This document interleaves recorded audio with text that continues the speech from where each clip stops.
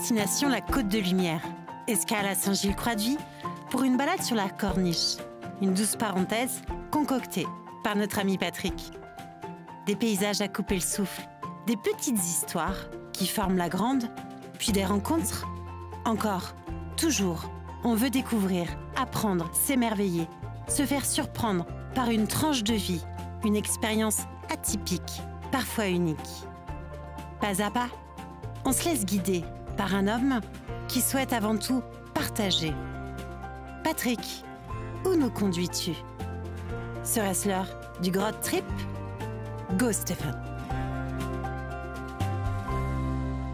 Alors Patrick, cette grotte est complètement différente.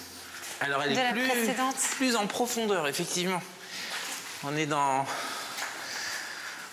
l'antre de la roche. Ah, complètement. On est dans le minéral et la grotte précédente était un peu plus ouverte. Oui, ensablée. Autant là, c'est vraiment, voilà, c'est pas ensablé, c'est tout en profondeur. D'ailleurs, le geyser qu'on peut voir quand on est en haut sur le belvédère du Trou du Diable, il est lié à cette forme parce que du coup, ça crée de la pression entre la houle et les vagues qui ressortent et ça fait ressortir. Et c'est vraiment la mer qui a créé ces cavités? C'est l'océan qui a creusé les roches plus tendres au milieu de roches un peu plus solides et du coup qui a créé voilà, ces cavités. Il y a forcément plein de légendes, on est sous le Trou du Diable, hein, alors on va aller regarder bien au fond s'il est là ou pas. Tiens, il est bien au fond là. Non, par contre, il y a d'autres grottes ou pas? Il y a une autre grotte, Donc il y en a trois en tout. Il y en a trois principalement. Il faut faire vraiment toujours très attention, hein, c'est soit venir accompagner ou soit faire très attention aux marées quand on veut venir voir ces grottes, puisqu'il ne faut pas se faire piéger. Donc c'est partir, commencer les visites 2 heures avant l'heure de marée basse pour avoir 3 bonnes heures pour pouvoir les parcourir. Ouais. Et c'est là-bas qu'il y a des petits pousse-pieds. Donc attends, on va y aller. Effectivement, on va aller voir. Là, hop, on voit les coquillages. Alors tu dois en avoir par là aussi. T'en as un beau là, aussi. Puis la cheminée qui est juste là, quoi. Et puis ben voilà, le Trou du Diable, là où le diable a mis un grand coup de talon.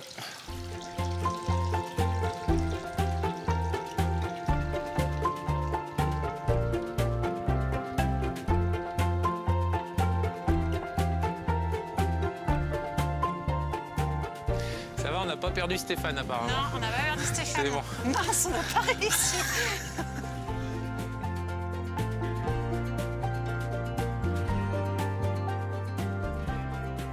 Patrick, pourquoi ce nom de quartier du Maroc?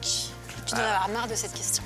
Non, ce quartier, alors d'abord il s'appelait le quartier de la Petite Île, parce qu'il était situé sur un endroit qui était une petite île, la vie faisant un méandre derrière l'église de Croix-de-Vie. Parce que le quartier Croix-de-Vie. C'était une petite île, on est côté Croix-de-Vie, effectivement, quartier historique, la vieille ville de Croix-de-Vie. On peut le voir d'ailleurs avec l'architecture des maisons qui sont des petites maisons, petites maisons basses, petites maisons de pêcheurs. D'ailleurs, le musée, la maison du pêcheur, hein, qui est un musée qui reconstitue la maison d'une famille de pêcheurs dans les années 20. C'est facile, 2 pièces et 11 enfants, sans tablette. Ah bah, oui, surtout. Et donc voilà, des maisons simples. Et ce quartier, c'est maison blanche, ouais, traditionnellement alors enduite à la chaux. Et ensuite, donc ce quartier de la Petite Île est devenu le quartier du Maroc quand les Maures sont arrivés d'Espagne. M-A-U-R-E-S. On est là début du XVIIe siècle, quand le roi Philippe III d'Espagne ne veut plus d'eux et les chasse. Alors en France, on avait chassé les musulmans. En Espagne, ça a continué. C'était la Reconquista. On les a chassés, sauf ceux qui ont accepté de se convertir au catholicisme et qui ont été autorisés à rester en Espagne.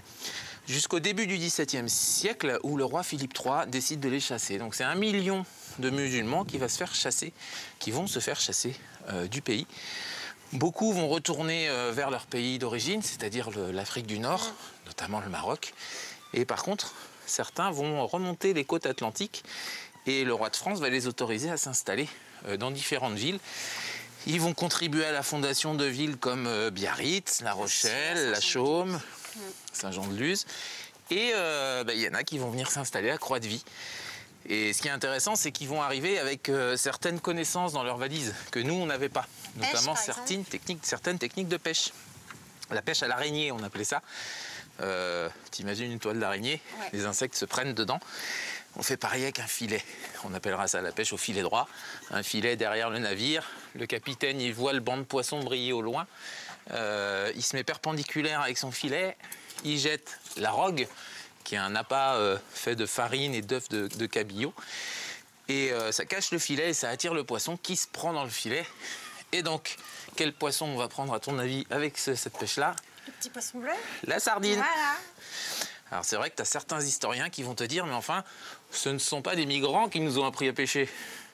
Et en vrai, quand tu regardes les registres du port, à partir de l'arrivée des morts du XVIIe siècle, la pêche à la sardine va exploser. Et du XVIIe au début du XXe siècle, ce sera une pêche quasi exclusive dans le port de Saint-Gilles. Encore aujourd'hui, c'est les 3/4 de la pêche du port de Saint-Gilles.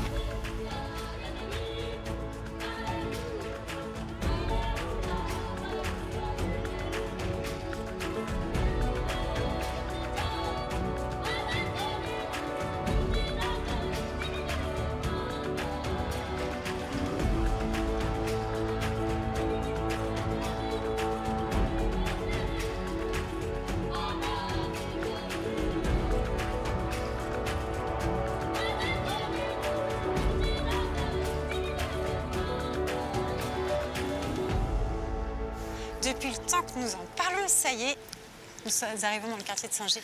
Oui, on a traversé le pont. Donc alors, Croix-de-Vie, Saint-Gilles, un pont. Oui. Depuis quand cette fusion de ces deux quartiers, Patrick? Alors, Croix-de-Vie, Saint-Gilles, déjà deux histoires, hein, deux villes qui sont nées. Saint-Gilles-sur-Vie est arrivé au 9e siècle. C'est développé en port de commerce, marine marchande. Des moines qui ont fondé, construit l'église fortifiée, le prieuré, et qui ont développé une cité de marine marchande entre la vie et puis une rue principale qui partait vers des voies romaines. Ces deux grands axes de communication, à la conjonction desquels il y avait le marché. Donc forcément, ça a prospéré. 9e siècle, Saint-Gilles-sur-Vie, et 16-17e siècle, le Croix-de-Vie est arrivé. On a commencé à manquer de place pour loger tout le monde côté Saint-Gilles. Et donc du côté de l'île de Riez, là-bas en face, il n'y avait rien avant. Et Marie de Beaucaire, la baronne de l'île de Riez, et puis un duc qui lui était afféodé, ont fourni des terres pour permettre aux plus petits, aux plus modestes, de construire leur maison, de s'installer. Donc aussitôt un nouveau clocher? Pas tout à fait aussitôt quand même. Alors le nouveau clocher, 1613, la première chapelle. Ouais. Financé par Marie de Beaucaire. Et puis, arrivé à la fin du 19e siècle, ça devient trop petit pour le nombre de paroissiens. Et donc, l'ancienne chapelle est détruite et le nouveau clocher est construit de style néo-byzantin. Ouais. Caractéristique. Petit parallèle avec un quartier du Maroc. C'est ça. Et donc, 1896, le nouveau clocher. Super. Et donc, les deux villes ont prospéré parallèlement. Alors, Croix-de-Vie, c'était un port de pêche au départ. Et le premier pont, 1835, entre les deux villes. Avant, il y avait un petit bac, ça traversait, mais 1835, un pont en bois avec une arche, payant, mais dans un seul sens.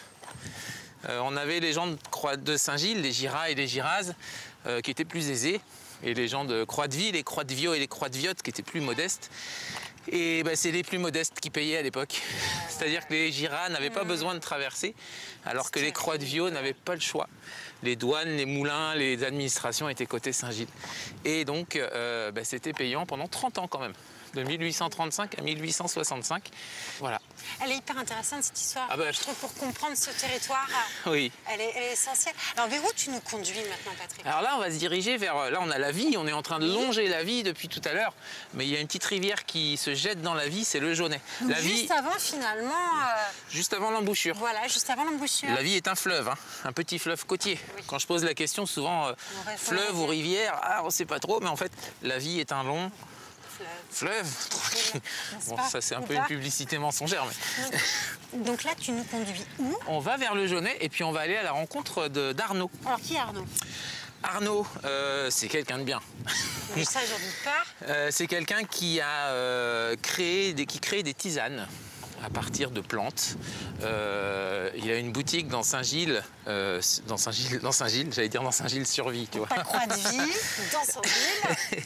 Non, les deux villes ont fusionné en 1967 quand même, hein. Précisons-le. Et donc Arnaud, il va nous parler un petit peu de justement ces plantes qu'il utilise pour les infusions et ses infusions. Et il va nous dire pourquoi, comment, quel est son rapport aux plantes, parce que c'est intéressant aussi. C'est tout ce qui nous intéresse. Tout simplement. En tout cas. Ouais. Alors on le suit. Allez.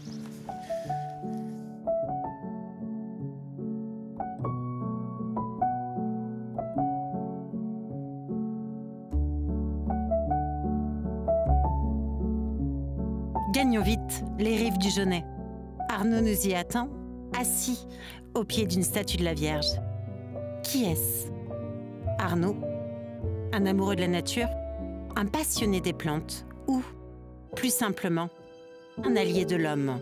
Il suffit d'être observateur et si on marche et on déambule dans les rues, on s'aperçoit que les plantes médicinales sont partout, à nos pieds. Donc là, on a de l'Achillée millefeuille.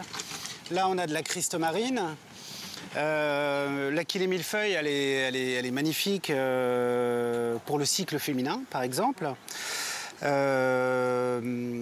vrai qu'elle travaille la densité du sang, elle permet de stabiliser et d'équilibrer cette partie sanguine qui, à ce moment-là, est un peu désorganisée. Et puis, c'est une homéostatique.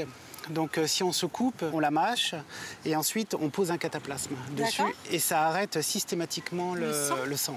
La salive est importante parce qu'elle permet de développer les principes actifs. D'accord. Et en fait, il y a une théorie quand on ne connaît pas les plantes, qu'on appelle la théorie des signatures, qui permet de regarder la plante et selon ce qu'on voit, ça peut nous donner des indications. Alors, c'est-à-dire par exemple, la vigne rouge pour le sang, la couleur est rouge. Ouais. Et l'Achillée millefeuille, il y a ces feuilles, on dirait des points de suture. C'est vrai. Quelque part. C'est vrai. Donc, et ça fait vraiment la cicatrice avec les points de suture. Donc c'est une indication que ça arrête le sang. Ouais. Voilà. Et c'est comme ça que fonctionnaient nos anciens. Les couleurs, la forme de la plante et tout ça. C'est presque poétique et enfantin. Il n'y a pas besoin d'aller à l'école. Non. Et si on est un petit peu observateur et un tout petit peu curieux, on arrive à faire des choses extraordinaires. Et la Christomarine... Qu'on a vu partout en fait depuis ce matin. Ça, vous pouvez la manger. Elle a un petit goût un petit peu citronné, un petit peu épicé. Et c'est chargé en vitamine C. Donc tous les marins à l'époque, quand ils partaient en bateau pendant longtemps, avait toujours de la Christomarine dans la poche pour se protéger du scorbut. D'accord, ok. Voilà. Donc il y a plein de choses comme ça. Puis là, il y a la valériane. Normalement, on utilise l'officinale. La valériane officinale, là, c'est pas le cas, c'est une ornementale. Merci. Elle est blanche. L'officinale. Et on utilise beaucoup la racine pour l'apaisement. On en tire d'ailleurs des anxiolytiques, des choses comme ça, donc très puissant. Ça favorise le sommeil, ça favorise les cycles aussi menstruels et les cycles d'apaisement, d'humeur. Donc voilà, c'est l'une des plantes que les chats adorent parce qu'elle a, quand il pleut, en fait, sa racine dégage une odeur très particulière qui ressemble aux phéromones en fait. D'accord. C'est important, on a un écosystème, en sortant de chez nous, on marche dessus et on peut manger, se soigner et en plus c'est beau. Donc, et en plus c'est beau. Et Arnaud, votre boutique donc, est du côté de Saint-Gilles. Ouais, du vieux Saint-Gilles. Ouais, comme quoi. Ouais.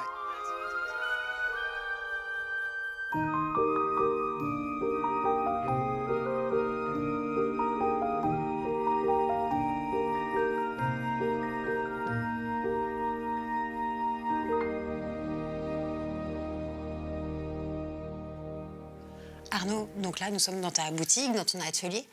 Qu'est-ce qui se passe précisément ici? C'est très simple.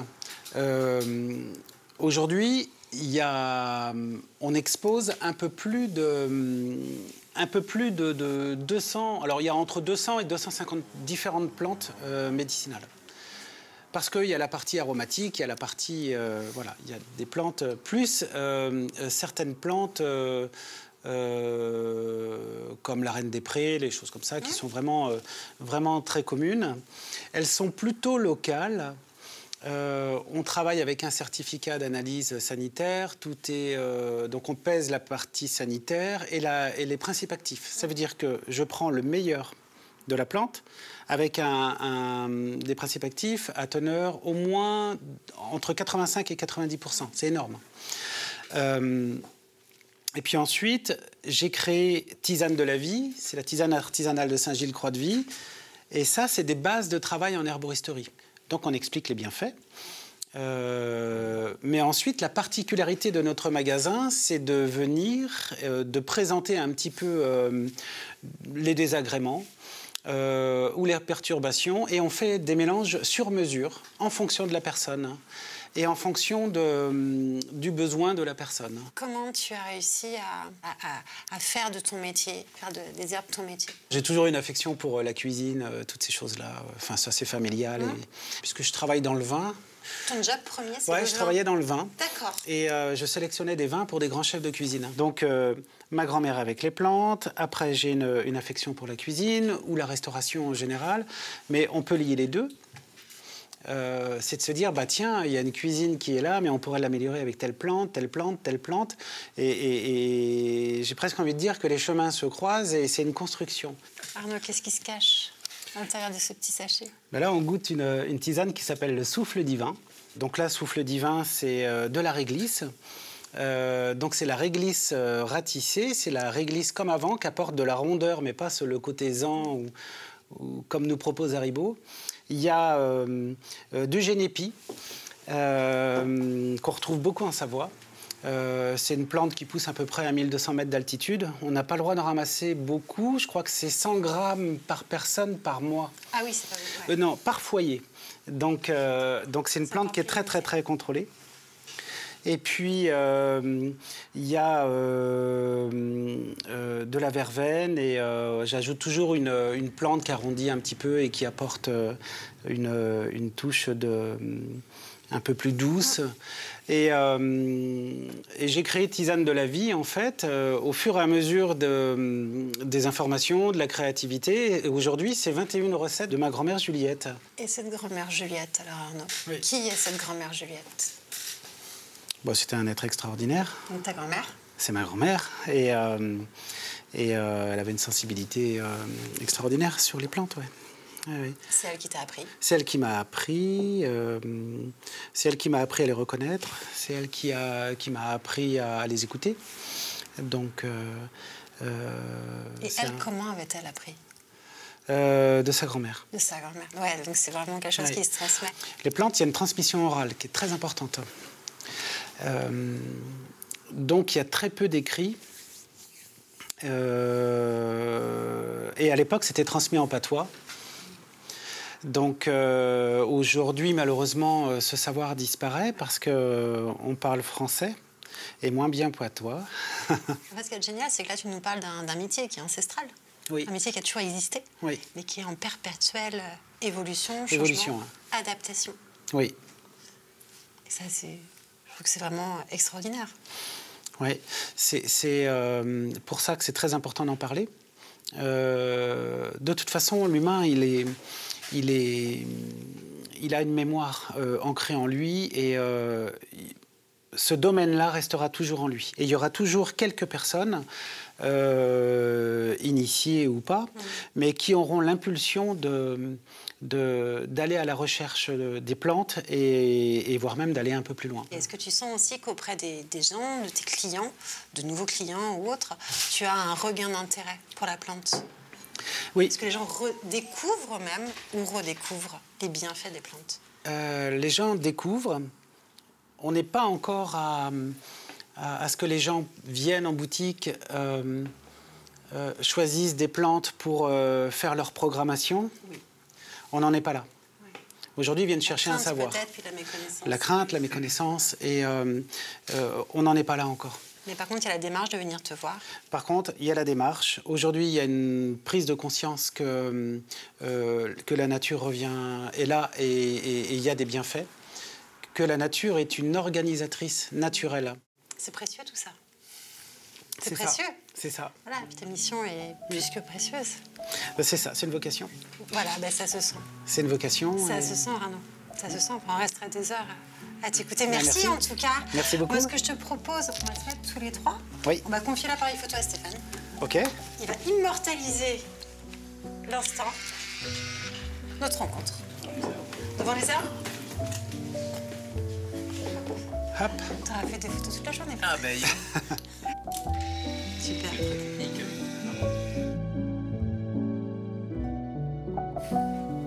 Merci Arnaud. Ah oui, c'est top. Merci on la garde beaucoup. nous? Mais oui, merci beaucoup Arnaud. Merci. Salut, Au merci revoir. beaucoup.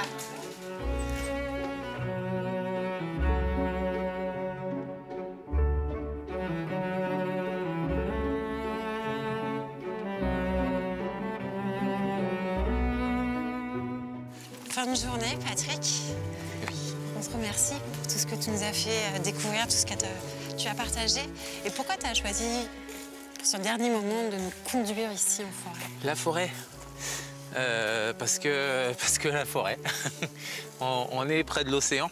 On est près de l'eau, on en a parlé un peu tout le long de la journée. L'océan, la vie, le Jaunet. Les fleurs, les plantes. Les plantes. Et la forêt, en fait, elle est aussi pleine de bienfaits, en fait. Arnaud en a un peu parlé quand il parlait du vent qui transportait les informations des plantes, les phytoncides des arbres. Les arbres nous offrent tellement de bienfaits quand on marche en forêt, tout simplement. C'est ce qu'on appelle la sylvothérapie. Alors, Mais qu'est-ce qu'on entend par sylvothérapie?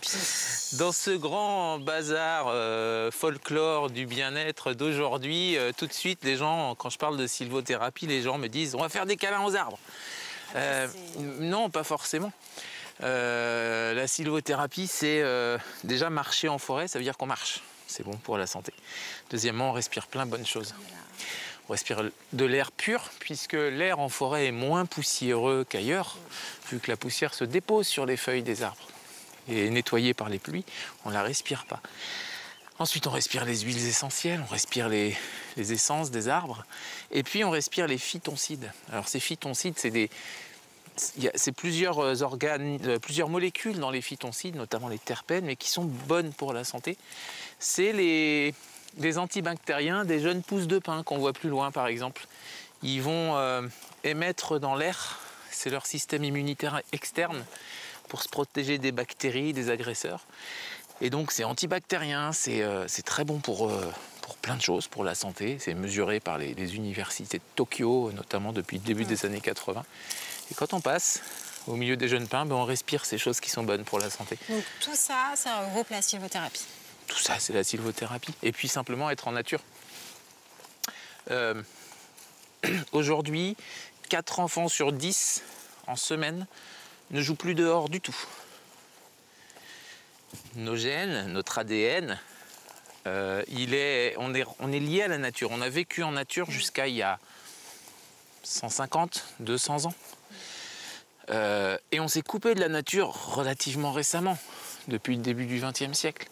Et quand je dis qu'on s'est coupé de la nature, si tu prends 2 panneaux, 10 logos de grandes marques et 10 feuilles d'arbres, les logos de grandes marques, il n'y a pas de problème. On les connaît. Les feuilles d'arbres, bizarrement, on ne sait plus les reconnaître. Savoir reconnaître un chêne vert, un chêne pédonculé, un pin maritime, un érable, c'est des choses qui sont pourtant tellement fondamentales parce que Patrick en parlait, Arnaud en a parlé, on est relié à la nature. Et surtout quand tu vois ce chêne vert. Et puis du coup, ce chêne vert, il est majestueux. Juste derrière lui, il y a un très beau pin aussi, hein, c'est vrai. Et on s'est coupé de ça. Donc repasser du temps en nature, c'est essentiel. L'OMS estime qu'en 2050, 75% des hommes vivront en ville. Mais on a aussi étudié que la vie en ville, c'est celle qui crée le plus de stress, qui crée une suractivité de l'amygdale, qui est la glande du système nerveux sympathique, celui qui correspond à la pression, à la peur, à la colère. Passer du temps en nature, c'est... regarde. Ouais. Oui. Immédiatement, dès qu'on prend 3 secondes, on s'apaise. La musicalité. Alors la musicalité, les sons, les oiseaux, le vent. Et amener des gens en randonnée, ça m'a fait beaucoup amener des gens en nature. Et je me suis rendu compte combien ça faisait du bien. Et effectivement, ça donne envie d'emmener de plus en plus les gens à se reconnecter à cette nature quand on voit combien ça leur fait du bien. Et on essaye, c'est pas facile. Ouais. On continue encore un peu avant de se laisser ?